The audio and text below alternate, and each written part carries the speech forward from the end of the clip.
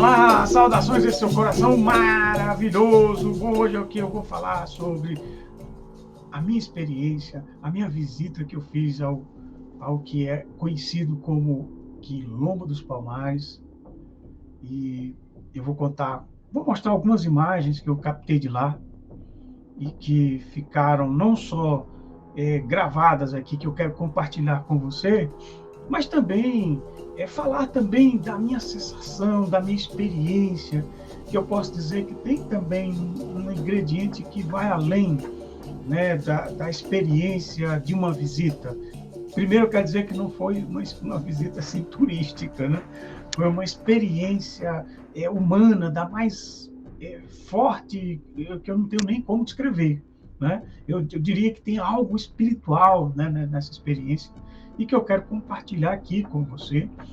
E para isso eu tenho eu tenho profundas, né, influências, né, de alguns autores e autoras, né, como Clóvis Moura, como o Edson Carneiro, o Décio Freitas, a Beatriz Nascimento, o professor Flávio Gomes, a professora Silvia Lara, que inclusive agora tem uma documentação muito interessante, que a gente vai falar aqui sobre ela, né?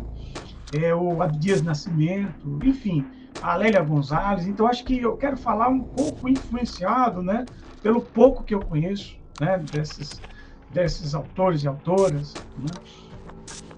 E para que eu possa, de alguma forma, traduzir esse sentimento, essa experiência, que é muito importante, e que é muito importante que a gente se aventure a falar daquilo, porque se tem pouca informação sobre isso, tem muito pouco conteúdo sobre isso, e o pouco que se tem, né, até então, até um certo tempo, era algo parcial, era algo filtrado e colocado pela experiência dos colonizadores.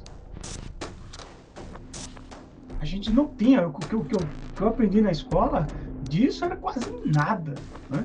Então é importante que a gente possa, inclusive a partir de documentos, acho que isso é muito importante, né? Que a gente possa falar sobre o que foi isso, o que é isso, o que está sendo isso, porque Palmares, como a gente vai ver, continua. Né? Então acho que é muito importante a gente poder falar e a gente poder pesquisar, a gente estudar Palmares, né? É muito importante, sobretudo aquilo que não foi contado e aquilo que está sendo resgatado graças a pessoas, a autores e autoras como essas que foram citadas. Né? Então é uma experiência muito importante, que a gente é urgente para a nossa experiência humana, para as futuras gerações, né?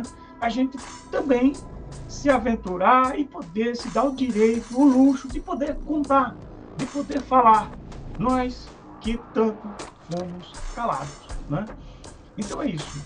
Então, para começar a falar sobre Palmares, primeiro a gente tem que falar o que é África. A gente tem que falar dos reinados, da força que era essa região, que foi denominada por essas nações, que a gente pode dizer nações que tinham um ímpeto de ladrões.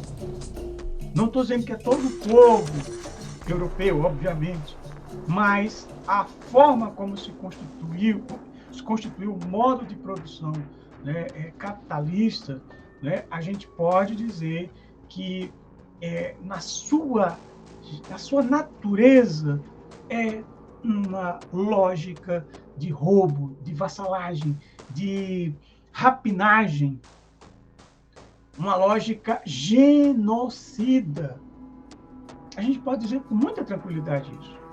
Eu sei que é forte, mas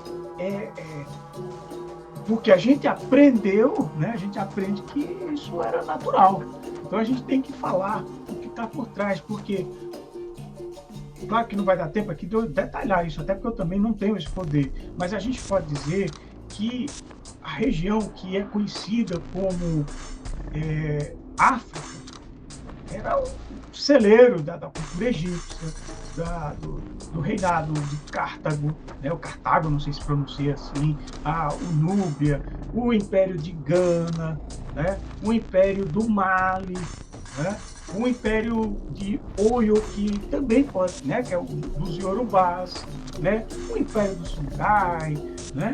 E aí a gente tem, inclusive, experiências de rainhas e reis. É provável que exista até experiências matriarcais. Enfim, é um continente, né, pautado de regiões com muita riqueza, inclusive naquela época, e que foram, podemos dizer, na sua esmagadora maioria, roubados, violados pelo povo europeu, né, pelos governos europeus, a gente pode dizer assim. Né? Eu acho que é mais interessante a gente falar dos governos. Né?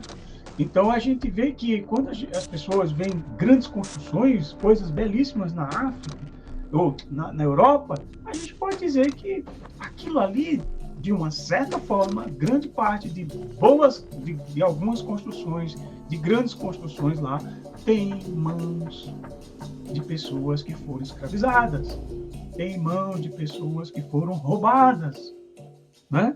Então, acho que é muito importante a gente olhar para essa experiência como você, de repente, imagina você é convidado para ir para uma casa de uma pessoa, uma casa muito luxuosa, uma coisa maravilhosa, né? E de repente você fica encantado com aquela casa, mas depois você descobre que aquela casa foi feita através de um roubo, através de mortes, de violência. Eu não sei se acontece com você, mas comigo aquela beleza toda, aquele encanto perde a força, né? Então, acho que é importante a gente observar, a gente construir esse olhar, né? Para que a gente possa não limitar a visão das pessoas de África apenas olhar para uma pessoa negra que tem uma quantidade maior de melanina na sua pele e você achar que aquilo, aliás, socioculturalmente a gente pode dizer que existe raça, mas biologicamente não existe raça, né? É só apenas uma adaptação climática, nada mais que isso. Né? Não existe nenhuma essência que designe que uma pessoa, porque ela é negra, que ela faz isso, que ela tem isso, que ela é melhor para isso, que ela é pior para isso, nada disso. Isso é tudo uma construção pautada nessa vassalagem, pautada nos roubos que foram feitos para justificar, inclusive, edificar essa forma do capitalismo que está, né, que se vigorou, que se construiu com base nisso. Né? A gente vai tentar falar sobre isso. Eu sei que isso, claro que eu vou trazer aqui as minhas inspirações, né, para poder falar dessa questão, né, obviamente, mas também falar das questões, né, que as informações que se tem até então, né, do ponto de vista documental. Então, diante desse preâmbulo, né, a gente tem que falar da criação, né, do que é quilombo, né, do que é essa construção. A gente, como no contexto, né, inspirado, sobretudo, aí, né, nesses autores e autoras as quais eu citei, a gente pode dizer que é um modo de vida, que é uma experiência de vida e que é uma reação, né, às violências às quais as pessoas que foram escravizadas foram submetidas e que reagiram o tempo todo, coisa que a gente não aprendeu na escola, né? E agora a gente vai contar com base, inclusive, em fatos, né? Que houve sim, que olha, para você ter uma ideia, hoje aqui no Brasil tem pelo menos, são cerca de 6 mil remanescentes de quilombos. Gente, então, onde tinha senzala, tinha o tempo todo a construção, né, de aquilombars, né, de construção de quilombos. Então, acho que isso é importante para a gente começar a falar, e a gente começar a falar dessa minha experiência pessoal, que eu quero compartilhar com você aqui, sobre essa minha subida, né, na Serra da Barriga, ou também pode ser chamada Serra do Barriga, porque era... Então, para a gente começar a falar desses aspectos, eu vou mostrar algumas imagens, as quais eu captei de lá, imagens que eu considero importantes, algumas que eu quero agregar aqui com filmes e outras imagens que eu captei aqui na internet só para complementar e ilustrar, né, um pouco dessa experiência, né? Então, para a gente começar a falar dessa experiência, eu acho que é isso que eclodiu internamente em mim, que é a experiência de liberdade. A gente, quando vai... porque hoje, o que acontece? Quando você vai chegar, você vai para a Serra da Barriga, né, que é o coração, a gente podia dizer, né, tudo indica que é o coração mesmo, era ali que se localizava o que se chamava de Angola Janga, que era o Mucambo dos Macacos. Mucambo foi o primeiro nome, viu, que foi dado ao Quilombo dos Palmares. O nome Quilombo veio aparecer depois de muito tempo. Não era nem chamado nem de Mucambo. Era uma sociedade complexa, uma sociedade que era formada, inclusive, não era tão fixa, ela mudava muito, porque eram muitas ameaças, né? Mas se tem documentações as quais a gente tem que colocar, assim, também uma coisa importante. As documentações que se tem são específicas daquelas pessoas, dos colonizadores, das pessoas as quais tinham os quilombos como uma coisa negativa, como os inimigos. Então, imagine, quando você narra, quando você fala de grupos dos quais você não gosta, imagine, óbvio que vai ter você tem que fazer muitas deduções, você tem que ter muitos cuidados para que você não deturpe essa informação, né?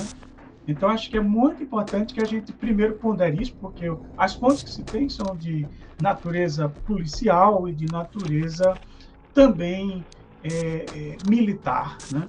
E também alguns registros de alguns padres que, inclusive, foram cúmplices e também beneficiários também, né, do processo da escravização nessa região aqui que a gente chama de Brasil, né? E que foi fruto de uma construção de muitas violências, de pessoas altamente violentas, genocidas e pessoas verdadeiras ladrões, podemos dizer assim, né? Podemos dizer isso com muita tranquilidade, né? Que o roubo foi legalizado, essa sociedade foi organizada, foi formada. Quando a gente vê essas coisas imperiosas, né? O grito do Ipiranga, a construção da nossa sociedade foi pautada em violência, em muita violência, em muita crueldade, a gente poderia dizer assim.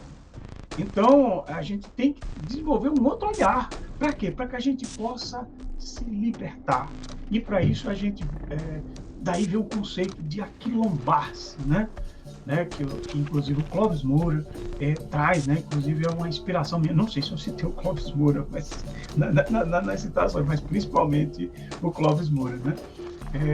Que é um grande estudioso, uma pessoa fantástica, que traz um trabalho incrível, né, sobre uma história, como ele conta, né, fazendo um questionamento, sobretudo, aquela lógica, né, do Gilberto Freire, o qual ele traz uma outra narrativa, uma outra versão, e ele mostra que a construção dessa sociedade se deu basicamente através de uma acumulação primitiva a partir dos povos escravizados.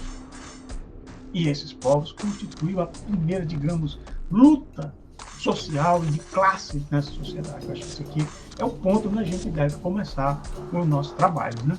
Então, quando a gente chega, né, na Serra da Barriga, a gente faz esse encontro no presente com o passado, né? Primeiro a gente chega na cidade de União dos Palmares, que é uma cidade simpática, mas parece-me que essa cidade foi formada a partir do processo que se deu com, digamos, aqui, há uma batalha a qual o Palmares perdeu, né, que foi considerada uma batalha que houve um genocídio pesadíssimo, que a gente vai falar aqui, né? Mas, assim, a cidade é uma cidade muito importante para que a gente possa adentrar-se, né, nessa experiência de Palmares, né? Então, como eu falei, né, Palmares, a Serra do Barriga, a Serra da Barriga, é ali onde se localizou, certamente, o Mucambo, né, do Angola Janga, né, o Mucambo dos Macacos, que era a sede, é como se ali fosse a capital dos Palmares. Porque a extensão, ao que tudo indica, foi algo em torno de 230 quilômetros. Assim. Era algo equivalente ao estado do Rio de Janeiro, para você ter uma ideia. E há possibilidades, segundo os registros históricos, né, tem autores, né, que falam em cerca de 20 a 30 mil pessoas, mas o que se tem documentado até então é algo que pode ser algo em torno de 6 mil. E 6 mil pessoas, para aquele momento, para aquelas condições, é muita coisa. Recife tinha, naquela época, cerca de 20 mil habitantes. Então imagina só o que é isso. De acordo com aquelas condições, e foi uma sociedade que sobreviveu pelo menos um século. Na forma, digamos, na Constituição que se tem, digamos, de uma nação dentro do Brasil. Quando a gente está falando de Palmares, a gente está falando de uma criação de um Estado.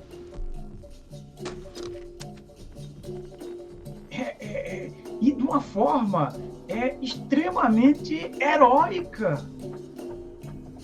Porque, claro, a gente, sem querer romantizar, né? Inclusive a professora Silvia Lara, ela mostra que a tese dela é muito fundamentada, pelo pouco que eu entendi, sobre a questão de aqui ser uma recriação, né, de um reino da África Central.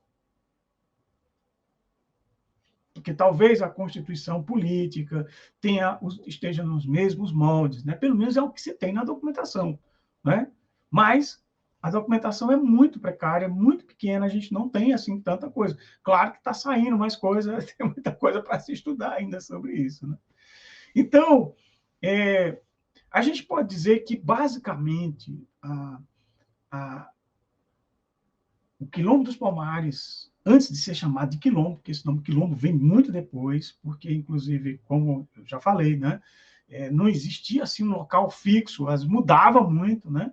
Parece-me que chegou a ter, no ápice, algo em torno de 12 mucambos. Os mucambos eram cidades, viu, gente? Eram cidades. Inclusive, tinha a cidade central, tinha uma cidade que tinha uma questão mais militar, né? Tinha uma cidade que é a Sucupira, que a gente vai falar aqui, né? E tinha, né, a capital, que é onde ficava, né, a sede central, era a capital, né, como você está dizendo, o coração, né, dessa nação. Então, basicamente, a gente pode dizer que já existia ali uma comunidade indígena, né? A rota de fuga se dava pelo rio Mundaú, onde a gente vai ver um mirante, no mirante a gente consegue ver esse rio, né? E as pessoas que fugiam através de ajuda de povos indígenas, certamente, ao que tudo indica, houve ajuda desses povos que ajudou, né, as pessoas a se organizarem ali. Então, é muito provável que tenha havido uma mescla de pessoas oriundas da África e pessoas, né, nativas, né, que são também chamados de indígenas, né, que eram os povos de sociedades que estavam presentes aqui, que foram denominados pelos colonizadores genocidas, né, de indígenas, né, porque não existia, aqui existiam vários povos, quem colocou esse nome também foram essas pessoas, as quais a gente pode dizer tranquilamente que eram genocidas e ladrões. E aí, basicamente, em 1597, é o que a gente pode dizer que é por aí, né, que houve, né, a criação especificamente daquilo que veio a ser futuramente o Quilombo dos Palmares, né, dentro da sua organização, dentro da sua estrutura, talvez a construção do primeiro mucambo, né? Inclusive esse mucambo está a cerca de 530 metros, 535, é por aí, sabe? Acima do nível do mar, um lugar alto, um lugar belíssimo, conforme vocês vão ver aqui as imagens, né? E basicamente tudo se deu por uma fuga, certamente, é o que se tem, é o que se sabe, de certamente uma congolesa, uma princesa congolesa chamada Aquautu, mas talvez o nome dela correto seja Akainene, a gente não sabe com certeza, né? Mas a gente vai considerar a Qualtune, né? Talvez existe uma história, né, que a gente não sabe até que ponto é real, de que cerca de 40 pessoas escravizadas, refugiadas, né, fundaram, né, sob a liderança da Qualtune, que era uma princesa ali da região da África Central, a qual ela começou a organizar essa sociedade. A gente pode dizer que a primeira liderança dos Palmares é a Qualtune, ou pode ser até chamada de Akainene. A gente não sabe também se outra liderança importante, que talvez tenha uma conotação indígena, a gente não sabe, que também a Cutirene pode ser também a Kainene, a gente não sabe, a documentação não deixa claro isso, né? Mas a gente tem que colocar isso. Certamente foi essas mulheres, né, que foram as primeiras lideranças. E aí não se sabe até que ponto se ela pariu o que seria posteriormente, né, o líder, o primeiro, digamos, a gente não sabe dizer se era um rei, mas era algo de muito importante, a primeira liderança, né, de Palmares, que era o chamado Gangazumba, ou pode ser também chamado de Ganazumba, porque a gente não sabe até que ponto, né, talvez houve um erro, né, na grafia dos copistas, né, conforme fala a professora Silvia Lara, né, de que o nome correto talvez seja Ganazumba, que tem mais a ver com o banto, enfim, é por aí. Então, mas aí eu vou chamar conforme está escrito e designado nas placas, na Serra do Barriga, né, como Gangazumba, que foi o primeiro líder. Talvez ele tenha sido filho, né, de sangue, mas talvez não. Talvez tenha sido uma descendência por conta, né, da questão da construção, né, do próprio, da estrutura política daquele povo, né? Aliás, do nosso povo, podemos dizer, daquele povo não, do nosso povo, né? E aí quando a coisa começa. É claro que há também uma história, que a gente não sabe até que ponto é real, que com a chegada da briga dos colonizadores, tanto entre portugueses como os holandeses aqui, que ambos invasores, ambos genocidas, né? Ambos ladrões em termos de nações, que se apossaram aqui nessa construção de capitanias hereditárias, nessa briga, talvez, é bem provável que tenha havido um certo crescimento, né, de Palmares em virtude da briga de ambos, né? Muitas pessoas escravizadas aproveitaram e fugiram, né, nessa briga entre eles. E isso aí talvez tenha sido algo que tenha contribuído para o crescimento, né, de mais mucambos, de mais até então não eram chamados de mucambos nem de quilombos, né? Mas dessas construções libertárias que vinham acontecendo, né? Então é provável, há registros até que lá não se sabe, mas é bem provável que tenha tido indígenas, é bem provável isso, né? É quase certeza, mas que também pode, o Décio Freitas coloca, né, que havia acolhimento de pessoas brancas também fugidas, as pessoas que também não eram bem recebidas, né, pessoas brancas, né, que eram às vezes fugitivos mesmo da justiça, foram acolhidos, inclusive possivelmente prostitutas. A gente não sabe até que ponto isso é real, quais são as fontes também, porque o professor Décio também tem algumas dificuldades, né, com relação às fontes em algumas falas. Agora, é brilhante o trabalho do Décio Freitas, inclusive eu recomendo que se leia a obra do Décio Freitas sobre Quilombos Palmares, né?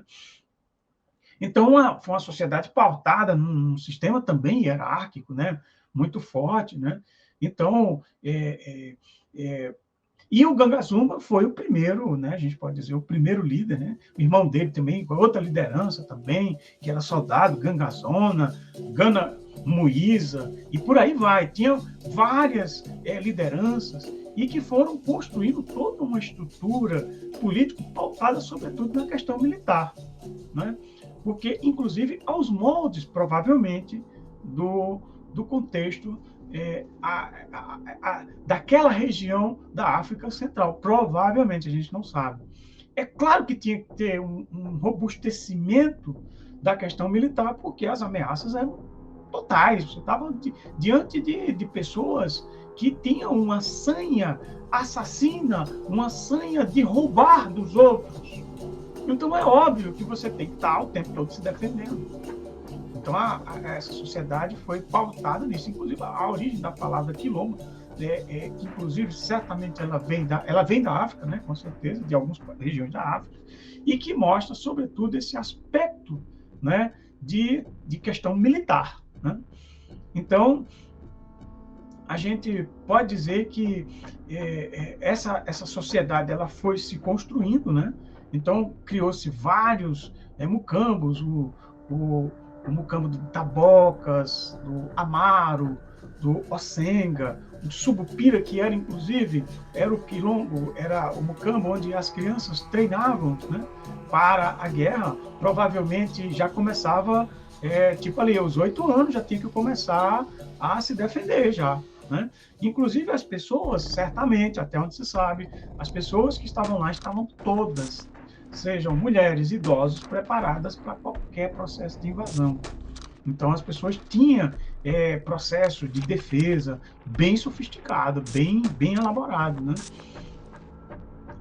Aí tem o mucambo da Akainene, o macaco, né, que seria, digamos, a sede, né, do Angola Janga, que quer dizer pequena Angola, né? Tem o Andalactus também, que era depois a gente vai falar sobre Zumbi dos Palmares, que era o irmão de Zumbi dos Palmares, que era um guerreiro, o próprio mucambo Zumbi, né, o Garanhu, a Serra Serra da, como é que chama, meu Deus do céu, da Porangaba, né, e o mucambo de Zambi, né? Então, assim, a gente tem ali e vários outros mucambos, que eu estou falando, e outras também, outras regiões, aldeias, inclusive está disponibilizado aí pelo trabalho que a professora Silvia tem feito, aí tem mostrado assim, mapas, né, desses mucambos, de aldeias, é um trabalho bem interessante, né, muito importante, uma fonte muito importante aí, que com certeza a Potente vai ajudar muito, tem ajudado muito a se conhecer mais sobre essa região. Mas a gente poderia falar, né, sobretudo, de coisas muito importantes que aconteciam lá. Certamente, havia, digamos, uma organização social a qual você tinha uma estrutura política, o qual você tinha lá o líder, né? Mas até onde se sabe, a Cotirene, ou a Kainene, vai saber, né? Era que basicamente era uma espécie de jurista, era como se ela fosse tudo que passava, como a gente vai ver aqui nesse, por exemplo, aqui essa imagem que é que é chamada Muxima. Olha, quando você chega hoje em Palmares, né, na Serra da Barriga, você vai encontrar uma reconstituição, né? Claro que não era exatamente isso. É uma constituição, uma recriação, né? Porque tudo que estava ali naquela região foi destruído, né? Tudo que foi humano e material foi destruído pela violência, pelo o ímpeto assassino, né, dos colonizadores, sobre, inclusive, aval, inclusive, da própria igreja, né? O que é muito lamentável, né? Naquela época. E aí você tem essa reconstituição. Então, aqui a gente poderia dizer que era basicamente isso, assim, a formação, né, da Muxima, né, que era o Conselho dos Maiorais, ali era uma reunião, um local onde aconteciam, né, reuniões que deliberavam, né, as ações, né, as coisas que iriam acontecer, e tudo isso também era organizado com base também com todas essas atalaias que tem aí com os soldados treinados em soldados, mais homens, né, obviamente, né, que eram mais, né, pela lógica, a gente não sabe, a gente não pode dizer que lá era uma sociedade matriarcal, a gente daqui a pouco vai falar sobre essa questão da mulher lá, mas a gente pode dizer que nessa estrutura as assembleias que eram feitas para as decisões da sociedade aconteciam aí. E o que é curioso, certamente tudo era no formato, né, de mandalas, eram redondos, né? Ou seja, era basicamente que havia uma participação, inclusive, ao pouco que se sabe, haveria participação das mulheres nesse contexto. E a outra sala, que era a sala que é essa imagem aqui, que é a imagem da Cotirene. Certamente tudo passava por lá e era selado ali, né? Era como se, de repente, ela que batesse o martelo para as determinadas ações. Ações que não só designava seu processo de defesa, mas também a organização das questões, dos problemas que aconteciam ali naquela região, e também uma sociedade que era pautada na policultura, né? Enquanto os colonizadores tinham essa coisa da monocultura, lá era uma coisa da policultura, né? Eles plantavam, era a macaxeira, que é a mandioca, né? O abacaxi, né? Eles plantavam o milho, né? Inclusive, eles tinham técnicas, né, sofisticadas, né, de agricultura, inclusive juntando o conhecimento indígena com o conhecimento da metalurgia oriunda de África, né? Então, tinha essa coisa da planta, da colheita, com ferramentas, construção de ferramentas. Eles plantavam jaca, inhame, né? O peixe, o café, o feijão. Tudo isso era uma cultura, inclusive eles faziam excedente. E era interessante que, certamente, eles faziam comércio nas redondezas, com as pessoas com os fazendeiros que tinham, pessoas que haviam comércio. É impressionante. E uma coisa muito importante, não havia propriedade privada, até onde se sabe. Claro que a gente não pode romantizar, mas certamente lá não havia propriedade privada. Era uma propriedade coletiva dos meios de produção. Então, isso é algo, a gente pode dizer, revolucionário para a época. Claro, é o pouco que se sabe, a gente também não pode bater o martelo, né? Então, a gente vê que aí uma outra coisa que é muito importante, que provavelmente aconteceu lá em Palmares, é a coisa da participação maior das mulheres, né? Inclusive, a gente pode dizer que a primeira liderança foi a Qualtune, a Cotirene, Ganga, a Zumba, né? Depois vem Zumbi dos Palmares, que a gente vai falar sobre ele daqui a pouco. Mas é bem provável, Décio Freitas coloca isso, que lá provavelmente aconteceu o que é chamado de poliandria. Porque quando as pessoas que vinham escravizadas de África, a maioria eram homens, os que conseguiam escapar. Inclusive, é importante até o professor Wallace, ele fala que a média de vida, né, e eu acho que o Décio Freitas também fala isso, se não me engano, né, a média de vida de uma escravizada era algo em torno de 7 anos. E aí, o que acontecia? Dentro daquela estrutura, daquela organização, é muito provável que uma mulher pudesse ter vários maridos. Até porque eles precisavam também que houvesse a reprodução para que viessem mais guerreiros, para que fortalecesse, porque quanto mais habitantes, né, mais força se tinha, né? Porque mais estava acontecendo, enquanto estava acontecendo um monte de coisa no mundo. E sobrevivendo a muitas batalhas, porque a organização militar foi se sofisticando. Inclusive, quando você chega lá, você vai. É claro que não tem mais as construções, é muito provável que eles tivessem feito as paisadas, que eram estruturas sofisticadas de defesa, tinham um processo organizado também de armadilhas, né, com buraco que eles faziam, com pontas, as quais a área é muito alta. Hoje é fácil você subir de carro, mas imagina naquela época. Não era fácil chegar lá em cima. E uma coisa muito importante é que lá, uma região alta, né, onde se tinha uma lagoa lá dentro, que é a Lagoa Sagaz, que a gente vai mostrar umas imagens, um lugar especial, muito importante, né, que é um lugar sagrado, né, e que era o que dava, né, uma sustentação importante. E outra coisa importante ali, que você via que dali, talvez por isso que fosse a capital, porque lá tem uma serra, né, cujo nome eu não lembro aqui agora, que ela é muito alta, né, que você tem a visão 360 graus. Então, você via toda hora se estava chegando inimigo.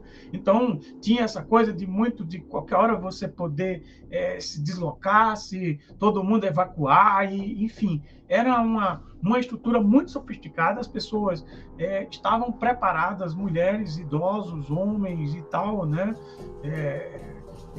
e mulheres certamente guerreiras, né, que podem ter, que estavam preparadas para qualquer ameaça e atacar, né? Se autodefender, porque o processo todo é autodefesa, né? Então, porque a qualquer hora podia vir né, um ataque surpresa, né? Então, ou seja, quando a gente então, é muito provável, e hoje, quando a gente olha com essa lógica cristã, que uma mulher pode ter vários maridos, porque isso a gente também tem uma visão também muito pautada numa moral, né, organizada nessa estrutura, ainda na lógica do patriarcado, né? Então, isso pode ter acontecido e, certamente, era uma solução que se tinha para que não tivesse essa coisa da propriedade, da posse, da briga, né? Então, e é provável que isso acontecesse também em outras regiões de África, né?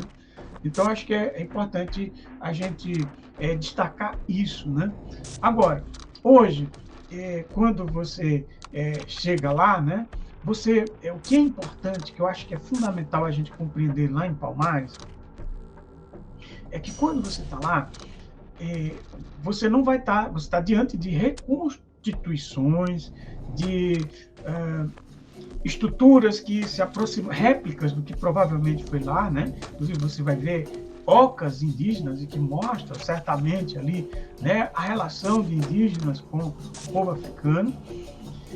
E uma coisa que é muito importante, lá não são construções as quais você vai encontrar suntuosidade, muitas peças e muitas coisas, muitos, né, elementos e tudo mais, mas você vai encontrar uma outra coisa que talvez a gente tenha que, talvez seja nosso papel também, a gente reconstruir isso, né? Porque o que a gente vê lá é vida, né? Porque aquilo ali é vida pura, é uma beleza estonteante, porque é um lugar alto, conforme essas imagens aí, é um lugar belíssimo. E aí você dizer, sim, mas cadê as grandes construções? Ué, as grandes construções, a gente pode dizer que estão a mundo afora. Então, estão a partir daquilo que, se o povo conseguiu ficar um século ali, né, sem estrutura nenhuma, sem nenhuma, né, independente, ilhado, isolado, né, imagina se essas pessoas tivessem toda uma estrutura, tivessem toda uma organização, imagino que seria grandioso, que seria hoje desse país, né, dessa nação, né, dessa região aqui. Tudo teria mudado, né? Enfim, mas a violência ali superou, naquele momento, algumas batalhas. Se ganharam batalhas, mas não a guerra, né? E aí a gente vai falar agora do Zumbi dos Palmares, né?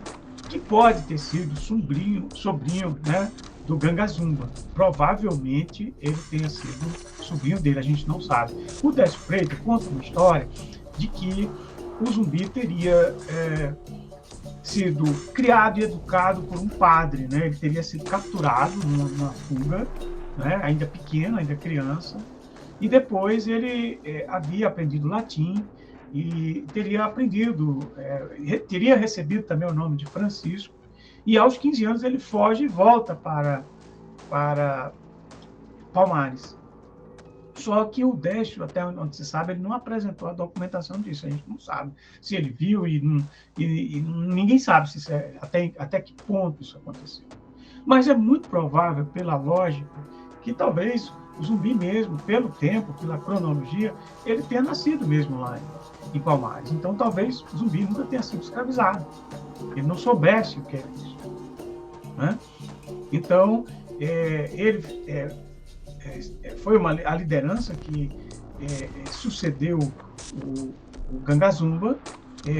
E aí a gente vai falar de uma coisa, de um acontecimento muito importante, né? Em 1678, que é um acordo de paz que o governo de Pernambuco faz com o Gangazumba, no sentido de ceder a fazenda do Vale do Cucaú para os nascidos, as pessoas nascidas em Palmares, e ali ele cederia, né, a cidadania, o reconhecimento. O que era interessante isso, de uma certa forma, a gente pode até pensar, eu até já pensei no julgamento, né, que, de uma certa forma, era muito precária essa visão do Gana Zumba, mas a gente tem que ver também, para o contexto da época, talvez também o senso de liderança, de proteção do próprio povo. Eu acho que a gente tem que dar também esse crédito também ao Gana Zumba ou Ganga Zumba. Tem que dar, porque provavelmente não é fácil também você viver o tempo todo se defendendo. Então, é claro que isso ficaria selado para as pessoas que nasceram, né, em Palmares, a qual receberia o reconhecimento, né, ficaria ali também, de uma certa forma, sobre a tutela, ou tutela não, mas estaria sobrevivendo como pessoas livres naquela época. Era uma conquista grande também, se você observar, né? E isso teria sido, né, atestado pela coroa portuguesa. E o Zumbi, aí é onde entra um processo bem interessante, porque o Zumbi se nega a esse processo. Aí eu acho que provavelmente, talvez o caráter muito heróico, né, do Zumbi foi dizer, não, isso aí eles não vão cumprir esse acordo. E, de fato, foi o que aconteceu. Claro que isso levou, não foi uma coisa do dia para a noite, foi uma coisa longa, o que mostra na documentação que aconteceu, que foram muitos, dividiu, né, de uma certa forma, né, a região de Palmares. Então, umas pessoas lideradas por Ganga Zumba foram para o Vale do Cucaru, se instalaram lá, e o que é interessante, que o Ganga Zumba, inclusive, foi recebido pelo governador de Portugal como o chefe de Estado. Isso também é algo muito importante, né, para aquela época, né, para o contexto, né?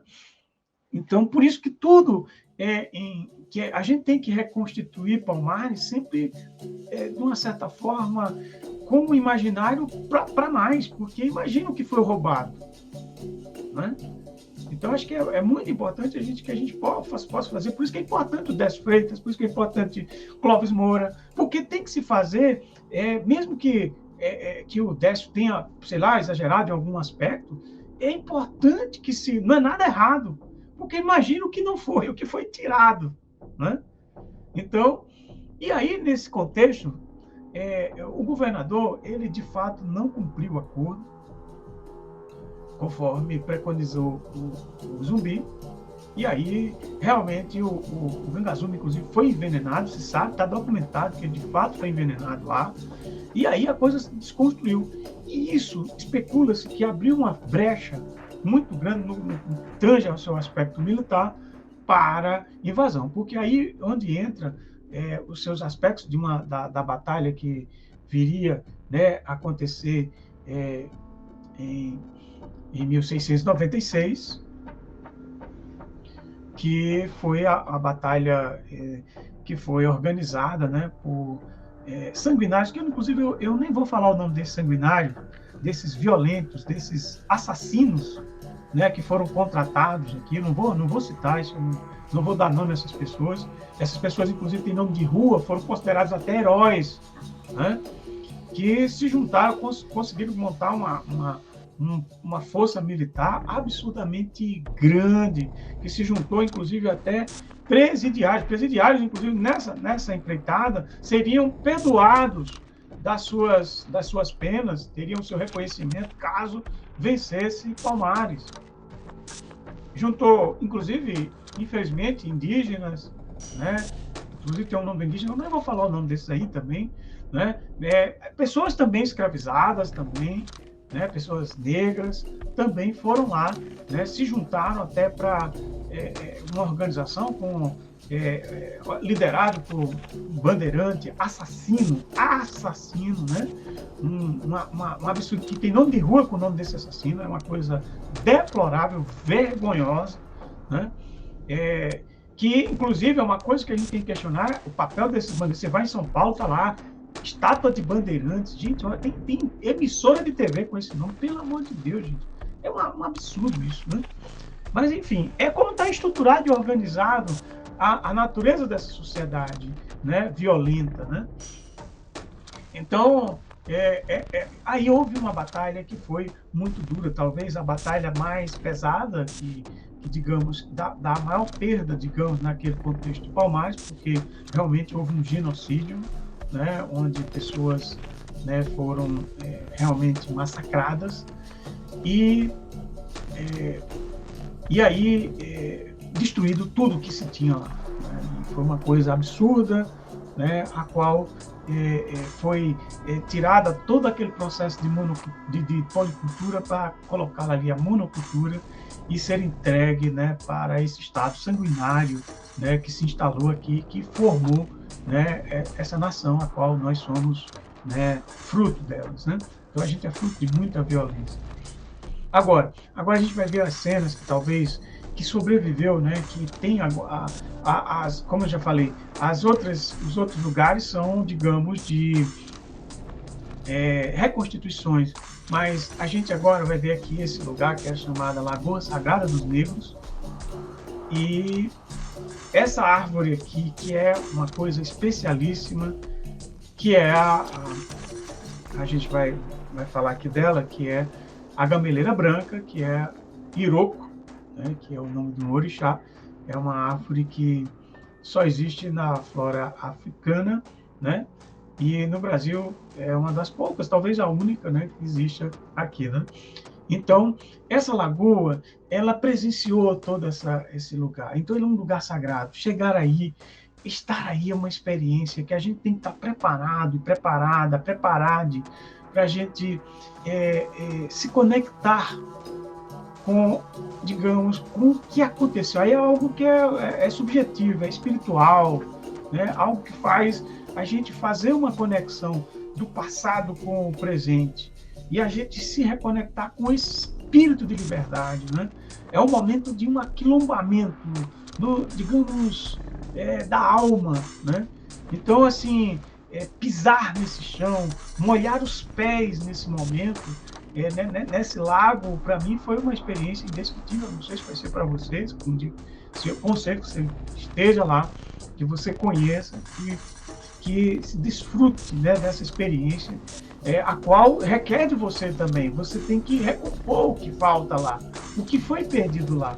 Então, eu acho que materialmente você não acha nos olhos, mas se você tiver aberto, você vai captar do ponto de vista, digamos, subjetivo, espiritual. É algo que só você vai saber. Para mim foi uma coisa muito forte. E aí chegar nessa árvore, tocar nessa árvore, porque essa árvore, esse lago, passou por esses momentos. Essa árvore é centenária. Inclusive, ela não dá frutos, ela não dá semente, mas ela está renascendo dentro dela mesma, para dizer que ela é oca. Essa árvore é uma coisa assim, é uma experiência ontológica, sei lá, espiritual. É uma coisa que a gente reconecta com toda aquela força, com todo aquele espírito de liberdade, né? E que a gente percebe que isso vai além de nós, né? E que faz a gente ter um sentimento de espécie humana, de a gente saber que, a partir dessa árvore, eu percebi com todas as letras que Palmares está vivo. Inclusive, dentro dessa... inclusive, continuando aquela história, né? Dentro do que aconteceu ali, a gente pode dizer que houve esse massacre, o zumbi, né, ele conseguiu escapar, acho que ainda por mais 2 anos, salvo engano, mas a documentação mostra que ele foi, né, traído, né? Parece que, né, um parceiro dele foi torturado e o entregou, né? E aí, eu não vou nem contar o resto, né? Porque é muito pesado, muito violento o que fizeram, né? Isso era o prêmio que eles queriam mostrar para todo mundo que eles ganharam, enfim, né? E aí, eu acho que o que acontece aí? Nesse momento, a gente tem a morte de zumbi talvez esteja designando que realmente é aquilo que se preconizava, que o termo zumbi quer dizer aquele que é imortal. E quando a gente chega naquela árvore, parece que a gente sente a presença de zumbi, a presença daquela sociedade, né? Ao que tudo indica, assim, uma informação importante, que não há registro da Dandara, talvez o nome Dandara não seja daquele momento histórico. Dandara pode ter acontecido, porque o Camuanga foi um continuador, né, do Quilombo. O Quilombo tem registros históricos, né, de mais 20 anos lá. Foram criados outros quilombos. E a partir daí foi criando quilombos. A gente vai ter quilombos, né? O Clóvis Moura mostra aí, né?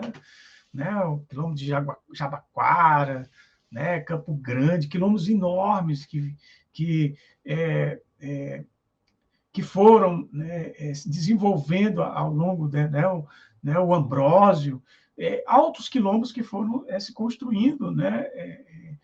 Nesse contexto, né, de sobrevivência, de luta, e que eu acho que é isso que mostra que está tudo errado com o que contaram da história.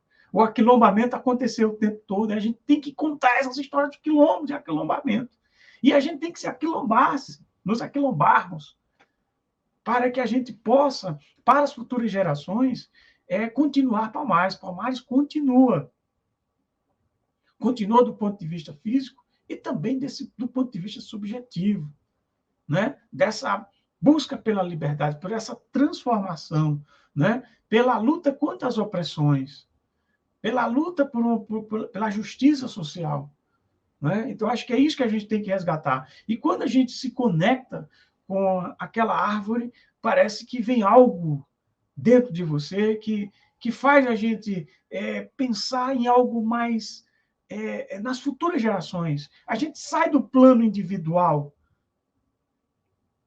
e a gente vai para o plano, né, da espécie, do coletivo, né?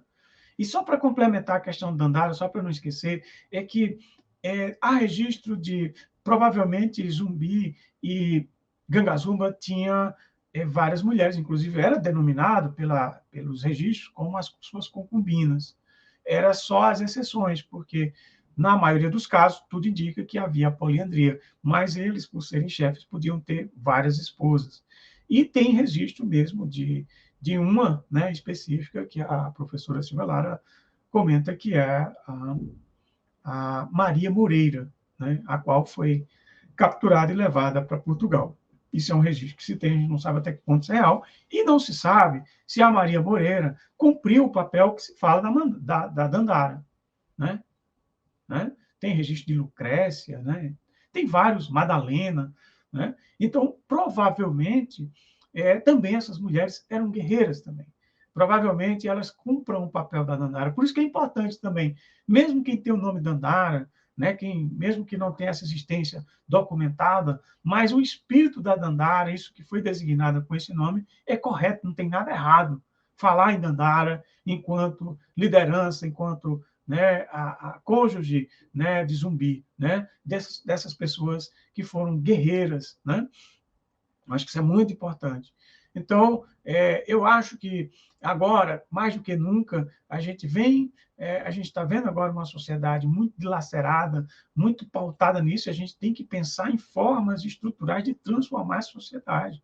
Por isso que é importante agora a gente se juntar, conhecer Palmares, a gente conhecer a violência, a gente saber do que foi roubado de nós, a gente saber que isso é roubo, que essas construções, essas igrejas, coisas bonitas que a gente vê aí, esses palácios, foram feitos com base na violência, na truculência, na crueldade, em todo um processo de desumanização. Então, aquilo ali, quando a gente vê essas construções, elas não são um legado do povo europeu. Não, elas são nossas, porque foram construídas com mãos negras. Ela é nossa. Então, a gente tem que tem que dar um delete, como é que chama, uma formatação na sociedade. A gente tem que fazer uma construção, tem que repensar. Tem muito chão pela frente. Não é agora. A gente não pode ter essa ganância pessoal. Eu bem que queria ver uma mudança total, sei lá, uma revolução, qualquer coisa assim. Eu queria ver, mas isso a gente não vai ver, certamente. né? Eu sei que a situação do planeta está difícil, o capitalismo está acabando, corroendo, é uma doença.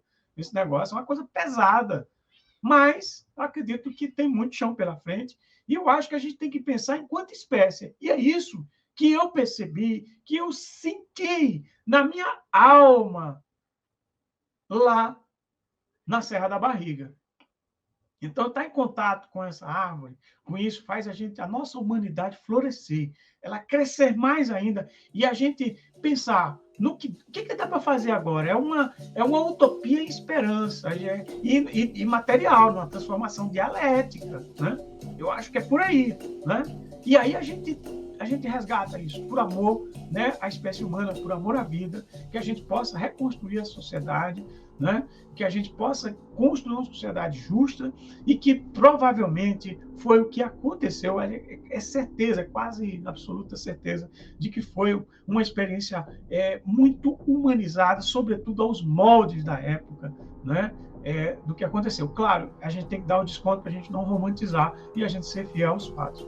Mas eu quero dizer que no cerne da liberdade existe essa possibilidade de a gente construir outras utopias, porque a monocultura do pensamento cognitivo que está imposta no nosso ser é de que não, só existe isso, só existe o liberalismo, o capitalismo acabou, não tem nada, você não sonha, você não pensa em outra possibilidade, isso é a monocultura.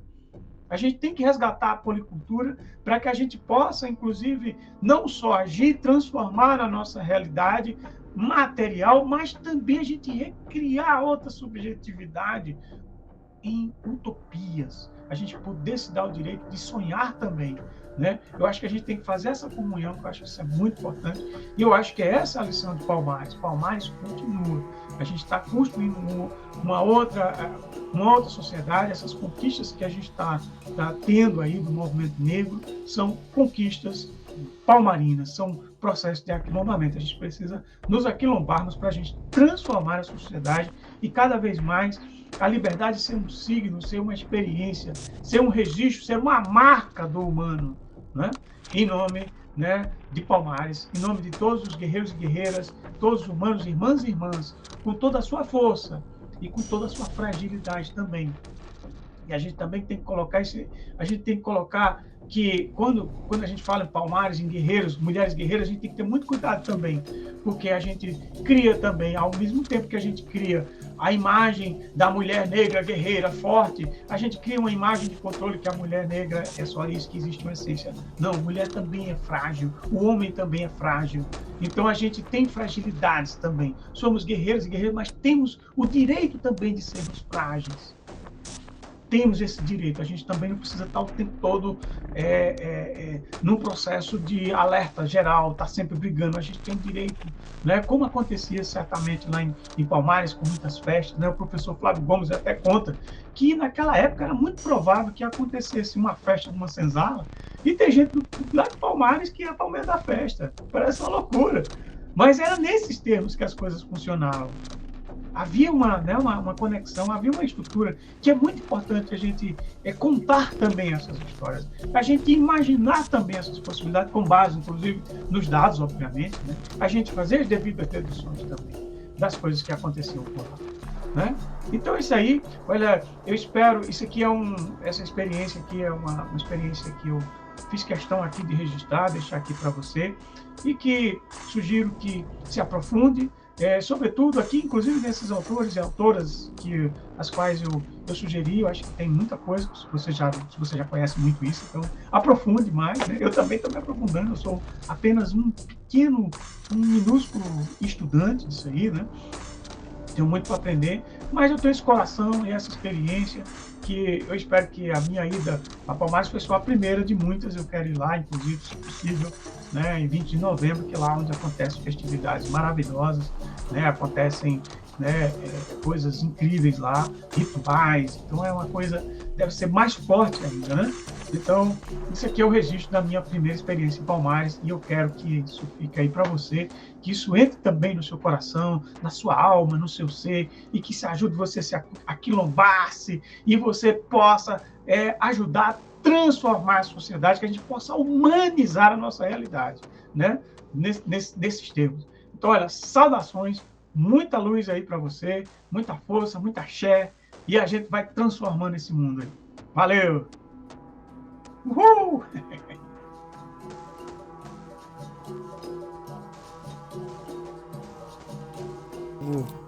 Extremamente devastador, né? O colonialismo, o capitalismo. E apesar de toda a devastação, apesar de todo o processo de destruição, algo humano fica, né? Eu não diria uma essência, mas algo da própria natureza da vida, né? E eu quero dizer assim que se a gente quer ter um exemplo vivo, material, de algo que sobrevive às violências, que sobrevive a toda a decadência, a desconstrução, né, da barbárie que se instala, né, em todo o conjunto da humanidade hoje, graças ao processo do colonialismo, do capitalismo, a gente pode dizer que isso aqui, ó, essa árvore aqui, é um exemplo vivo. Deixa eu mostrar aqui um ângulo aqui. Um exemplo vivo de humanidade, porque essa árvore, até onde eu sei, o pouco que eu sei, que eu vi, né, uma guia falando, e só para contextualizar, eu estou aqui na Serra da Barriga, coração do Quilombo dos Palmares, que é, podemos dizer, o começo de uma civilização, o começo de uma sociedade justa, o começo de uma sociedade que resiste às violências.